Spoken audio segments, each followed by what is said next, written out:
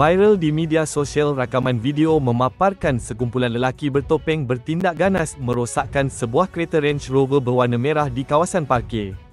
Insiden mengejutkan itu berlaku apabila kereta tersebut baru sahaja memasuki satu ruang parkir kosong sebelum dua buah kereta berhenti secara tiba-tiba di hadapannya. Beberapa lelaki bertopeng dilihat keluar dari kereta tersebut sambil membawa kayu, lalu mula memukul dan mengetuk kenderaan tersebut. Tidak lama kemudian, sebuah lagi kereta datang dengan beberapa lagi lelaki bertopeng yang turut serta menyerang kenderaan berkenaan secara beramai-ramai. Berdasarkan video tular tersebut, pemandu Range Rover terbabit dipercayai berada di dalam kenderaan semasa serangan berlaku. Bagaimanapun, setakat ini, belum ada kenyataan rasmi dikeluarkan pihak berkuasa mengenai insiden termasuk lokasi kejadian atau motif di sebalik serangan tersebut.